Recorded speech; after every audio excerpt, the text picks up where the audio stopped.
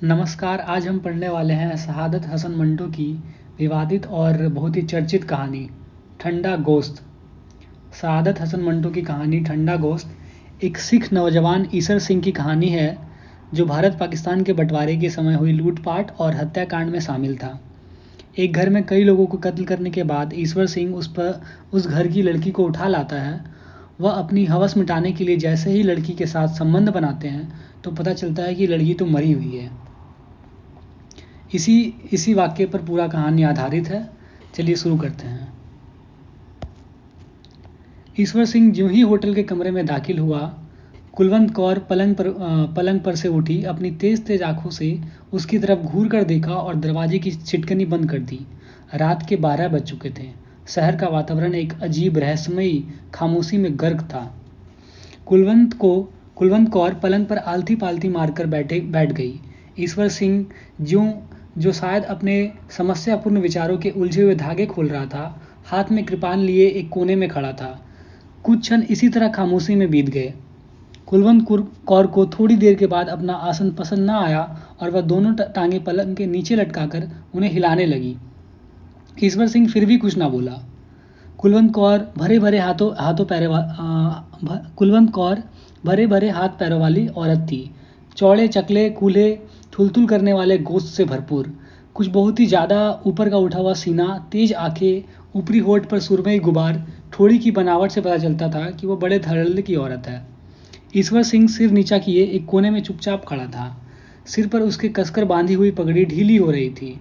उसने हाथ में जो कृपान थामी हुई थी उसमें थोड़ी थोड़ी कंपन थी।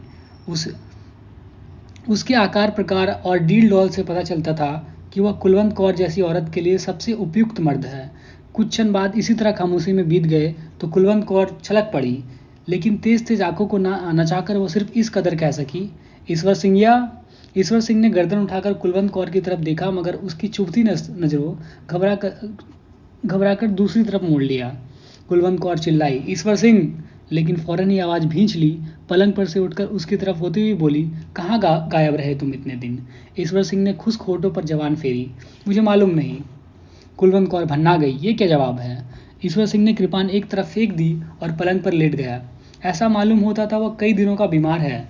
कुलवंत कौर ने पलंग की तरफ देखा जो अब ईश्वर सिंह से लबालब भरा था, और उसके दिल में हमदर्दी की भावना पैदा हो गई। चुनांचे उसके माथे पर हाथ रखकर उसने बड़े प्यार से पूछा, जानी क्या हुआ तुम्हें? ईश्वर सिंह छत की तरफ देख रहा था। उससे निगाहें हटाकर उसने कुलवंत कौर के परिचित चेहरे को टटोलना शुरू किया। कुलवंत! आवाज़ में दर्द था। कुलवंत कौर सारी की सारी सिमट कर उसकी गोद में आ गई। हाँ जानी कहकर वह उसके दांतों को काटने लगी। ईश्वर सिंह ने पगड़ी उतार दी। कुलवंत कौर की तरफ सहारे लेने वाली निगाहों से देखा, उसके गोश्त भरे कूल्हे पर जोर से थप्पा मारा और सिर को झटका देकर अपने आप से कहा, इस कुड़ी का दिमाग ही खराब है। झटके देने के साथ उसके केस खुल गए। कुलवंत उंगलियों में से केस को कंघी करने लगा। ऐसा करते हुए उसने बड़े प्यार से पूछा, ईश्वर सिंह कहाँ रहे तुम इतने दिन? ईश्वर सिंह ने कुलवंत कौर को घूर कर देखा और फौरन दोनों हाथों से उसके उभरे हुए सीनों को मसलने लगा। कसम वाहेगुरु की, बड़ी जानदार औरत हो। कुलवंत कौर ने एक अदा के साथ ईश्वर सिंह के हाथ एक तरफ झटका दिए और पूछा, तुम्हें मेरी कसम, बताओ कहाँ रहे? शहर गए थे? ईश्वर सिंह ने एक ही लपेट में अपने बालों का जूड़ा बनाते हुए जवाब दिया, नहीं। कुलवंत कौर चिढ़ गई, नहीं तुम जरूर शहर गए थे, और तुमने बहुत सा रुपया लूटा हो जो मुझसे छुपा रहे हो। वह अपने बाप का बीज ना हो जो तुमसे झूठ बोले। कुलवंत कौर थोड़ी देर के लिए खामोश हो गई, लेकिन फौरन ही फड़क उठी, लेकिन मेरी समझ में नहीं आता उस रात तुम्हें हुआ क्या था? अच्छे भले मेरे साथ लेटे थे। मुझे तुमने वो तमाम गहने पहना रखे थे जो तुमने शहर से लूट कर लाए थे। मेरी पप्पियाँ ले रहे थे, पर जाने एकदम तुम्हें क्या हुआ, उठे और कपड़े पहनकर बाहर निकल गए। ईश्वर सिंह का रंग जर्द हो गया। कुलवंत ने यह तब्दीली देखते ही कहा, देखो कैसे रंग पीला पड़ गया है। ईश्वर सिंह, कसम वाहेगुरु की, जरूर कुछ दाल में काला है। तेरी जान कसम कुछ भी नहीं। ईश्वर सिंह की आवाज़ बेजान थी। कुलवंत कौर का शब्द और ज़्यादा मजबूत हो गया। ऊपरी ओठ भींचकर उसने एक शब्द पर जोर देते हुए कहा, ईश्वर सिंह क्या बात है? तुम वह नहीं हो जो आज से 8 रोज पहले थे।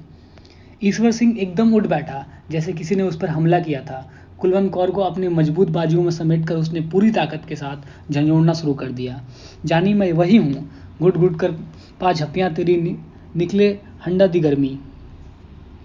कुलवंत कौर ने कोई रोका टोका नहीं, लेकिन वह शिकायत करती रही। तुम्हें उस रात को क्या हो गया था, बताओगे नहीं? कोई बात हो तो बताऊं, मुझे अपने हाथों से जलाओ अगर झूठ बोलूं। ईश्वर सिंह ने अपने बाजू उसकी गर्दन में डाल दिए और होठ उसके होठों पर गड़ा दिए। मूछों के बाल कुलवंत कौर के नथनों में घिसे तो उससे छींक आ गई। दोनों हंसने लगे। ईश्वर सिंह ने अपनी सर्दी उतार दी और कुलवंत कौर को वासना यमी नजरों से देखकर कहा, आओ जानी एक बाजी ताश की हो जाए। कुलवंत कौर के ऊपरी होठ पर पसीने की नन्ही नन्ही बूंदें फट आई। एक अदा के साथ उसने अपनी आंखों की पुतलियां घुमाई और कहा, चल दफा हो। ईश्वर सिंह ने उसके भरे हुए कूलों पर जोर से चुटकी भरी। कुलवंत कौर तड़प कर एक तरफ हट गई। ना कर ईश्वर सिंह, मेरा दर्द होता है। ईश्वर सिंह ने आगे बढ़कर कुलवंत कौर का ऊपरी होठ पर दांते तले दबा लिया और किचकिचाने लगा। कुलवंत कौर बिल्कुल पिघल गई। ईश्वर सिंह ने अपना कुर्ता उतार कर फेंक दिया और कहा, तो फिर हो जाए तुरप चाल। कुलवंत कौर का ऊपरी होठ कपकपाने लगा। ईश्वर सिंह ने दोनों हाथों से कुलवंत कौर को कमीज का घेरा पकड़ा और जिस तरफ बकरे की खाल उतारते हैं उसी तरह उसको उतार कर एक तरफ रख दिया। फिर उसने घूर कर उसके नंगे बदन को देखा और जोर से उसके बाजू पर चुटकी भरते हुए कहा, कुलवंत, कसम वाहेगुरु की, बड़ी करारी औरत हो तू। कुलवंत कौर को अपने बाजू पर उभरते हुए लाल धब्बे को देखने लगी। बड़ा जालिम है तू ईश्वर सिंह। ईश्वर सिंह ने अपनी घनी काली मूंछों में मुस्कुराया, होने दे आज जुल्म। और यह कहकर उसने और जुल्म ढाने शुरू किए। कुलवंत कौर का ऊपरी होठ दांतों तले किचकिचाया, कानों की लबों को काटा, उभरे हुए सीने को भंबोड़ा, भरे हुए कूल्हों पर आवाज पैदा करने वाले चाटे मारे, गालों के मुंह भर भर कर बोसे लिए। चूस चूस कर उसने सीना थूक से लथेड़ दिया। कुलवंत कौर तेज आंच पर चढ़ी हुई हांडी की तरह उबलने लगी। लेकिन ईश्वर सिंह उन तमाम हीलों के बावजूद खुद में हरकत पैदा ना कर सका। जितने गुर और जितने दाव उसे याद थे उसने सब के सब उस पर निपेट दिए, परंतु कोई कारगर ना हुआ। कुलवंत कौर के सारे बदन के तार तनकर खुद ब खुद बज रहे थे। गैर जरूरी छेड़छाड़ से तंग आकर ईश्वर सिंह काफी फेंट चुका था। अब पत्ता फेंक। यह सुनते ही ईश्वर सिंह के हाथ से जैसे ताश की सारी गड्डी नीचे फिसल गई। वह हाफता हुआ कुलवंत के पहलू में लेट गया और उसके माथे पर सर्द पसीने को लेप होने लगा। कुलवंत कौर ने उसे गरमाने की बहुत कोशिश की, मगर नाकाम रही। अब तक कुछ मुंह से कहे बगैर होता रहा था, लेकिन जब कुलवंत कौर के कृपया पेची अंगों को सख्त निराशा हुई तो वह झल्लाकर पलंग से उतर गई। सामने खूंटी पर चादर पड़ी थी। उसे उतारकर उसने जल्दी जल्दी ओढ़कर अपने नथुने फुलाकर बिखरे हुए लफ्जों में कहा, ईश्वर सिंह, वह कौन हरामजादी है जिसके पास तू इतने दिन रहकर आया है और जिसने तुझे निचोड़ डाला है? ईश्वर सिंह पलंग पर लेटा हाफता हुआ रहा और उसने कोई जवाब नहीं दिया। कुलवंत गुस्से से उबलने लगी। मैं पूछती हूँ, वह कौन है? वह चड्डो, वह उलफ्ती, कौन है वह चोर पत्ता? ईश्वर सिंह ने थके हुए लफ्जों में कहा, कोई भी नहीं कुलवंत, कोई भी नहीं। कुलवंत कौर ने अपने उभरे हुए कूलों पर हाथ रखकर एक दृढ़ता के साथ कहा, ईश्वर सिंह, मैं आज झूठ सच जानकर रहूंगी। खा वाहे गुरु जी की कसम, क्या उसकी तह में कोई औरत नहीं? ईश्वर सिंह ने कुछ कहना चाहा, मगर कुलवंत कौर ने उसकी इजाजत ना दी। कसम खाने से पहले सोच ले, मैं भी सरदार हूँ, निहाल सिंह की बेटी हूँ, तिक्का बोटी कर दूंगी अगर तूने झूठ बोला। ले अब खा वाहे गुरु जी की कसम, इसकी तह में कोई औरत नहीं। ईश्वर सिंह ने बड़े दुख के साथ हाँ में सर हिलाया। कुलवंत कौर बिल्कुल दीवानी हो गई। लपक कर कोने में से कृपान उठाया, मयान को केले के छिलके की तरह उतार कर एक तरफ फेंका और ईश्वर सिंह पर वार कर दिया। आन की आन में लहू के फवारे छूट पड़े। कुलवंत कौर को इससे भी तसल्ली न हुई तो उसने वैसी बिल्लियों की तरह ईश्वर सिंह के केस नोचने शुरू कर दिए। साथ ही साथ वह अपनी नामालूम सौते को मोटी मोटी गालियां दे रही थी। ईश्वर सिंह ने थोड़ी देर बाद मरी सी आवाज में विनती की, जाने दे अब कुलवंत, जाने दे। आवाज में बला का दर्द था। कुलवंत कौर पीछे हट गई। खून ईश्वर सिंह के गले में उड़कर उसकी मूछे पर गिर रहा था। उसने अपने कांपते हुए होठ खोले और कुलवंत कौर की तरफ शुक्रिया और शिकायत की मिली-जुली निगाहों से देखा। मेरी जान, तुमने बहुत जल्दी की, लेकिन जो हुआ ठीक। कुलवंत कौर फिर ईर्ष्या की भिड़की, मगर वह कौन है तेरी माँ? खून ईश्वर सिंह की जबान तक पहुंच गया। जब उसने उसका स्वाद चखा तो बदन में झुरझुरी सी दौड़ गई। और मैं भीनी या 6 आदमियों को कत्ल कर चुका हूँ इसी कृपान से। कुलवंत कौर के दिमाग में सिर्फ दूसरी औरत थी। मैं पूछती हूँ, कौन है वो हरामजादी? ईश्वर सिंह की आंखें धुंधला रही थी। एक हल्की सी चमक उनमें पैदा हुई और उसने कुलवंत कौर से कहा, गाली ना दे उस भड़वी को। कुलवंत कौर चिल्लाई, मैं पूछती हूँ वह कौन है? ईश्वर सिंह के गले में आवाज रूंध गई। बताता हूँ कहकर उसने अपनी गर्दन पर हाथ फेरा और उस पर अपनी जीता जीता खून देखकर मुस्काया। कुलवंत कौर उसके जवाब का इंतजार कर रही थी। ईश्वर सिंह, तू मतलब की बात कर। ईश्वर सिंह की मुस्कुराहट उनकी खून भरी मूंछों में और ज्यादा फैल गई। मतलब की बात ही कर रहा हूँ। गला चिरा हुआ है माइया मेरा, अब धीरे धीरे ही सारी बात बताऊंगा। और जब वो बताने लगा तो उसके माथे पर ठंडे पसीने की लेप होने लगे। कुलवंत मेरी जान, मैं तुम्हें नहीं बता सकता मेरे साथ क्या हुआ। इंसान कुड़ियाँ भी एक अजीब सी चीज है। शहर में लूट मची तो सबकी तरह मैंने भी इसमें हिस्सा लिया। गहने पाते और रुपए पैसे जो भी हाथ लगे वो मैंने तुम्हें दे दिए, लेकिन एक बात तुम्हें ना बताई। ईश्वर सिंह ने घाव में दर्द महसूस किया और कराहने लगा। कुलवंत कौर ने उसकी तरफ तवज्जो ना दी और बड़ी बेरहमी से पूछा, कौन सी बात? ईश्वर सिंह ने मूंछों पर जमे हुए खून को फूंक जरिए उड़ाते हुए कहा, जिस मकान पर मैंने ढाबा बोला था उसमें सात आदमी थे। 6 मैंने कत्ल कर दिए इसी कृपान से, जिससे तूने मुझे छोड़।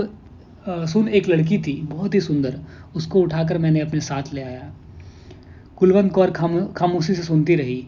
ईश्वर सिंह ने एक बार फिर फूंक मारकर मूंछों पर से खून उड़ाया। कुलवंती जानी, मैं तुमसे क्या कहूँ, कितनी सुंदर थी।